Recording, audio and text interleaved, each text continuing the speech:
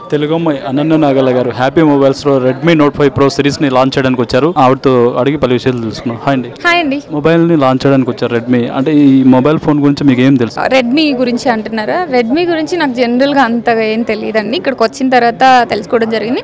అంటే ముందు కూడా చూసాను, కొంతమంది యూజ్ చేస్తున్నప్పుడు అలా చూస్తాం కదా, చాలా స్లిమ్గా చాలా బాగుంటుంది అండ్ ఆల్సో అఫోర్డబుల్ ప్రైసెస్లో అన్ని ఫీచర్స్ని ఇవ్వడం అనేది చాలా ఇంపాసిబుల్. సో ఆ ఫ్యాక్టర్ అనేది నాకు చాలా నచ్చింది రెడ్మీ. మొబైల్ ఫోన్లోకి బ్రాండ్ అంబాసిడర్ అంటే మహేష్ బాబు గారు గుర్తొస్తారు.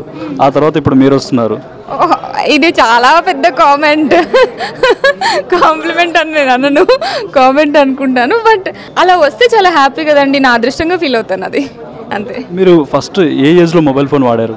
16 years అప్పుడు నేను ఇంటర్మీడియట్ చదువుకుంటున్నప్పుడు ఖమ్మం నుంచి హైదరాబాద్ వచ్చినప్పుడు మా వాళ్ళు నాకు ఒక చిన్న మొబైల్ ఫోన్ కొని ఇచ్చారు.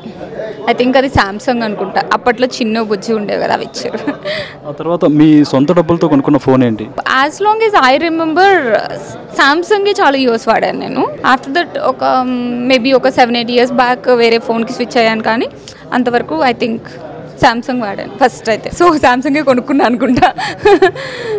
ప్రెసెంట్ ప్రతి ఒక్కరు ఫోన్ లేని బయటికి రారు. మీరు ఫోన్ ఎన్ని గంటలు వాడతారు రోజులో? నేను డిపెండింగ్ ఆన్ ద వర్క్. ఈ రోజు నాకు వర్క్ ఉంది అనుకోండి, ఫోన్ అసలు పట్టించుకోను, నాకు అంత ఏం గుర్తురాదు. బట్ అదర్వైజ్ వర్క్ లేదంటే గేమ్స్ ఆడతాను ఎక్కువ నేను ఫోన్లో.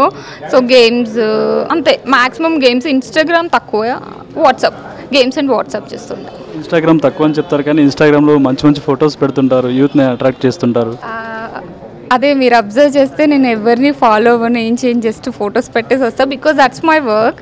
సో అలా పెడతాను, కానీ ఎక్కువ అడిక్ట్ అయ్యేంత అయితే యూజ్ చేయను. ఫోన్లో ఉండే వాల్పేపర్ ఏంటండి? నా ఫోన్లోనా ఒక పెద్ద కోట్ ఉంటుంది, like spend your time in sunshine, love the people around you, అలా కొన్ని కోట్స్ని కలిపి ఒక ఫోటో. మీకు ఏదైనా ఒక సిచ్యుయేషన్ వచ్చి ఎమర్జెన్సీ లాగా ఉంటే మీరు ఫస్ట్ ఎవరికి కాల్ చేస్తారు? మా బ్రదర్, మా అన్నకు కాల్ చేస్తారు. మీ పేరెంట్స్తో ఎంతసేపు మాట్లాడుతుంటారు ఫోన్లో రోజు? మా మమ్మీ వాళ్ళు ఇక్కడే ఉంటారు, సో ఫోన్లో మాట్లాడేంత అవసరం ఏముండదు. నిన్న మీ సినిమా ఒకటి లాంచ్ అయింది, అందులో దిల్ రాజు గారు చాలా ఫైర్ అయ్యారు.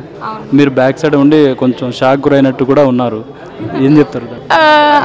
అంటే టు బీ ఫ్రాంక్ అండి, నాకు ముందు తెలుసు ఇష్యూస్ అవుతున్నాయని తెలుసు, కానీ నిన్న చిరంజీవి సార్ది ప్రీ రిలీజ్ ఈవెంట్ అయింది, అవన్నీ నాకు అంత ఐడియా లేదు. సో అక్కడికి వచ్చిన తర్వాత ఫస్ట్ టైం వినేసరికి నేను అలా చూసి ఉండిపోయాను, అవునా ఇంత జరిగిందో నాకు తెలియలేదా అని. బట్ అంటే లోపల ఉన్న వాళ్ళకి తెలుస్తుంది నేను ఇందాక మాట్లాడినట్టు. సో అంత కామెంట్ చేయగలేనండి నేను దాని మీద. మీ నెక్స్ట్ ప్రాజెక్ట్స్ ఏమైనా ఉన్నాయండి? ఇంకా ప్రాజెక్ట్స్ ఇప్పుడు నిన్న రిలీజ్ అయిన శ్రీకాకుళం షెర్లాక్ హోమ్స్ ఉంది, తంత్ర ఉంది, పొట్టెలని ఇంకొక సినిమా ఉంది. సో ఇవి 3 లాంచ్. పెద్ద హీరోలతో ఏమైనా సినిమాలు చేయబోతున్నారు?